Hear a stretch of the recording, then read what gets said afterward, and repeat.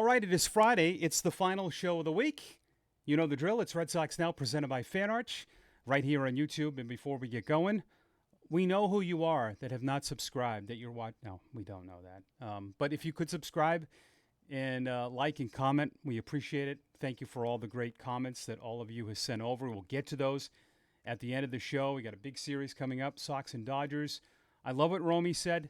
And the Royals selling. I mean, do we think any of these things are true? I don't know. I don't pretend to, but we'll get to all of that. So I hope everyone's doing all right.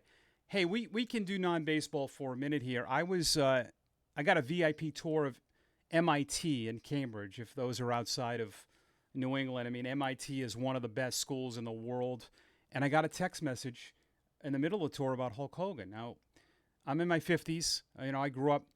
Hulkster was, for those that grew up watching him, we know how he really was wrestling. I mean, it was Vince, but Hulk Hogan and Andre the Giant and those guys. But the Hulkster was the icon, and rest in peace to him. So we lost an iconic personality in the wrestling business in Hulk Hogan, and so many of those guys have passed away from that amazing era of sports entertainment. So, and speaking of the Giants, you got a Giant coming in here in the Los Angeles Dodgers. I love the balanced schedule. I love this. I know a lot don't, and that's fine. I get it. I like less division games, believe it or not. I don't think you need to play the Yankees 19 times for it to mean something. I think 13 still matters. And if you play them in the playoffs, that could be 18 to 20. 13 is still a lot, but I love the fact, as a fan of the game, I love that you just played the Phillies and got to see Turner and Harper and those guys live. And now you have the Dodgers coming to Fenway Park. And I know, listen, there's a business element of this, which I totally understand from Major League Baseball. Why wouldn't they try to maximize revenues? I believe that some of the numbers and attendance have been skyrocketed due to the schedule. Because when the Red Sox, Yankees, Cubs, Dodgers, Mets, even the Giants, when a lot of these teams play at a place they've not played ever or only once, the attendance is different. The Cubs series was insane for attendance. The Phillies was as well. They draw anyways, but even more. And Fenway Park is going to be even more, if it even makes sense, oversold. But I think there'll be the most people in that ballpark these next 3 days, and they will make probably their biggest profits coming up. Remember, the other team, they get a piece of the gate too. That's how it works, and MLB gets a piece of it too. But I think that's a tactful business move that Major League Baseball did, and I absolutely love it. Absolutely love that the Dodgers are going to be here. The fact that we get to see Clayton Kershaw at Fenway Park. I grew up, it was exciting when the AL and NL did not meet until the World Series. There was something about that where these guys were facing each other for the first time ever. But I'm over that. I love this. And as much as we, it's easy to get caught up in the moment with how we think of the Red Sox. They're only 5.5 games worse than the Dodgers. Think about that. When we think of the Dodgers, we're up here. But when it's all said and done, the Red Sox are not in the standings, that is. In the standings, I know don't matter AL to NL. I'm just saying it's not like the Dodgers come in 65 and 38 and 25, 30 games over. They're going to be without Mookie Betts, it looks like. Mookie's going through some stuff, and, man, I hope the best for Mookie because I do love him. But I think it's very cool to see these guys here, and this will be a fun series. Brian Bayo gets the ball in Game 1. Things are going to be a little bit different in this series. Bayo, you've got Crochet and Kershaw on Saturday. And then Sunday, the finale has Walker Buehler against his old team against Dustin May. That's 3 really good pitching matchups. As Emmett Sheehan goes for the Dodgers. It would really be great, right, everybody, if they could win this series. If they're able to win this series, they're 4-5 with 3 more to go before the trade deadline. This would be great. That's why let's look at the stretch. They win 2 of 3, which I think they can. And then you just win 1 at Minnesota. Or maybe you win 2. A chance to still go 6-6 or 5-7. That is the bar I set for this 12-game stretch before the trade deadline. And we'll see what happens during the deadline. But I love the balanced schedule. This place is going to be absolutely insane these 3 days. And I'm really looking forward to it. I love what Romy said, that Wednesday was a signature win. I think we throw out big wins, the biggest win of the year. I mean, I don't really like to go there because if you lose the next 3, what does it matter? Right? I mean, but I think what Romy means, and I think it's a good win.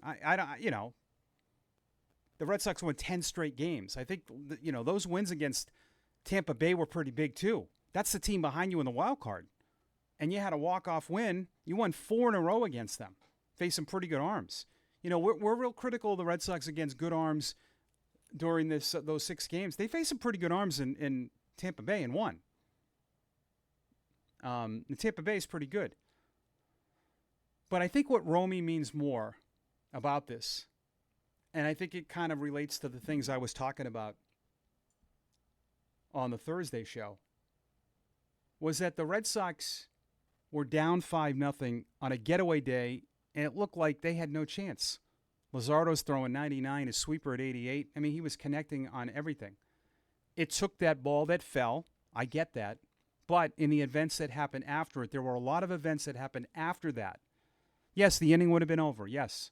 But Luzardo had plenty of opportunities to get out of it. You're leading 5-0. If one foul ball that drops that should have been caught, and I get it, an extra out, and I heard the guys say that, but you gave up 6 runs off of that. That should, I mean, come on. Like, you got to give the Red Sox more credit. But, I think it's that the way that they played that game, even if they would have fell short and lost, the fact that they stayed in that, they battled, they competed, and they had really good at-bats. Sometimes when you get down like that 5-0, the at-bats aren't as good, but they were really patient in those at-bats. They didn't give in. And Romy worked it full and hit that grand slam. So, yeah, I like that. It is a big win in the sense of 2-4 to 1-5. 1-5 feels horrible. But I'm just saying that it's great to call that a win. But if you now lose 6 in a row, like we throw out that big win sometimes. Like I think there's a lot of big wins. Signature is better. And something like that can do a lot. It really can. But I like that Romy said that. And he had again, I know I've said this a million times. I am still in awe, and Lou Merlone has touched on this a lot, that these guys cannot play and go in there and just hit left-handed pitchers. That's remarkable to me. It really is. Are the Royals serious? I don't know. I get all the expiring contracts and all that. But the American League, they're 4.5 out going into Friday. Do they feel like if they get in a playoff series with those arms that they can't compete with Bubik, who some people are saying that they could possibly trade them? I do know this. Guys get leaked out there to just see what the feelers are. This is like a game. I don't know if they're serious. I think that's a ball club that has underachieved. I really do. I think the Royals, they got some really good arms. Pitching enables you to win. It doesn't guarantee you anything. But I'm not sure, again, you got to remember things in a short series. When I hear people say, oh, the Red Sox don't measure up to those teams if they played them in a series. Well, if they played them in the series, you'd have Crochet pitching twice. Right? So if you had Crochet twice in Bayo, that's pretty good. That's why if you add another guy, and that's why if you're, a few years ago, I remember people thinking that the Rangers were nuts. You're going to trade for Chapman? You guys aren't a World Series team, and they won the World Series. We've seen teams at this time have bad records, and then things can change. Like, guys progress. You call guys up from the minors. You get guys in trades. You pick someone off of waivers. I don't know. I don't know what Kansas City thinks. But they would definitely be throwing in the towel in a division that is owned by Detroit. I don't think they're going to catch them. But, I mean, do they think, if you're them, do they think that they're not as good as the Red Sox or Seattle or Tampa? They haven't hit this year. That's been the thing for them. But I don't know if they're serious. But if they are, I would love, the guys, Lugo, Keller, Alcantara, whatever. I still like him. He was great the other day. I still like that arm. I've watched 2 starts in a row from him on MLB TV. His stuff was really good the other day against a good Padres lineup. His velocity, he's throwing 99. I mean, I'm still on board with that. But I still don't think that those guys are going to be easy to be obtainable. So I don't know how serious they are. But it'd be great if they were, right? How about we do comments now? I know tomorrow we're going to get a lot of Hulk Hogan comments now, but let's get to your fantastic comments, guys and girls. As always, at George White, 5810, good comeback. Concerned about Giolito's struggles, especially in the first innings. Penn looked okay, especially Wilson. I would say they look better than okay on the road. I still think they need a starter. Yep, George. Backup catcher. Yeah, you're right. As hard as getting. Yeah, you're right. I'm not sure what they would have to give up. Yeah, I mean, you look at what. Now, not everything's the same, but I go back to the Vasquez for Abreu Valdez trade because Houston was desperate. Their starting catcher wasn't hitting. This is a little bit different when your starting catching is pretty good. But I don't know. I mean, it's just, you just don't know. I think that the Astros were a potential, you knew they were kind of a World Series team, and Bloom had some leverage. They really wanted Vasquez, their GM. And, he took 2 of their prospects. Now, Valdez didn't work out, but Abreu certainly did. I mean, that's so. But again, with outfielders, but for the Astros, like, again, as much as does that trade matter? Houston is 18 over. I've said this on previous shows, like, it's okay to trade guys in your system that will end up being good. You can buy that position, especially outfield. There's certain positions. That's why starting pitching is such a premium. If but it's okay. I think we have this fear of giving up somebody that's going to be unbelievable somewhere else. Houston doesn't care. The Dodgers don't care. San Diego obviously doesn't care. But yeah, we'll see what that trade market's like. It does change every year. Albert Gray, 7390. Is Vaughn Grissom ever going to get another chance in Boston? I don't know. I don't think so. I don't think he's very versatile.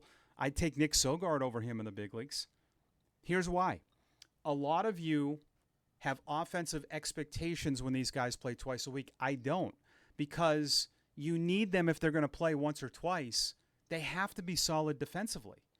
Grissom is not a very good defender at second base. He's been better hitter playing shortstop now every day. They tried him at third. They tried him at first, and it just didn't look good. So, no, I'd rather have Sogard up there who can play everywhere, all 4 infield positions. He can play him at a high level. He could probably play outfield, and he's a switch hitter. And for what you're asking right now, I don't know if, if the guy they call up right now is going to play a lot. They're trying to win games. So we could see more of the Rafael at second base. But that is a big loss if we're talking about Marcelo Meyer, if he's on the injured list for a while. And that's why we talked about not moving anyone. Because this incredible depth that I always hear, it's a couple injuries away from not having any. Be interesting if Bregman played second. He won't, but that'd be funny. Toro can play second too. That's probably more of his normal position, second base. At Harry's T Red 7350. If the Sox can get Yandy, that's great. If they can rent a decent pitcher, that's great. I'm not interested in any massive pitching moves. Our depth is an asset late in the year, and I want to see the young guys grow. I don't know why I said now. I've arrived at contentment with this team for the season. Yeah, that's great, Harry. I like it. And I would love Yandy. I just don't think that was something that Chris Cotillo said, may be a possibility. I don't think it's going to happen. It makes no sense for the Rays to trade him. I know they want to get out of it, that contract, and maybe at the deadline they get more, but I don't know. They're a game and a half out. If they're a game back, everything that city's gone through, and he's becoming one of the best hitters in the league. So I don't know. We'll see. Hey, it's too bad I won't have shows this weekend. We can certainly communicate through the comments. I'll try to do some stuff on my personal YouTube. You know that. I'm going to be a little busy this weekend, but we'll try to get some stuff posted, and we can talk about the games on the comment section from this video all weekend. I can't wait. Ohtani in Boston, Red Sox and Dodgers. I'm Mike Antonellis for Red Sox Now. Make sure to subscribe and comment on the channel, and we'll see you on Monday.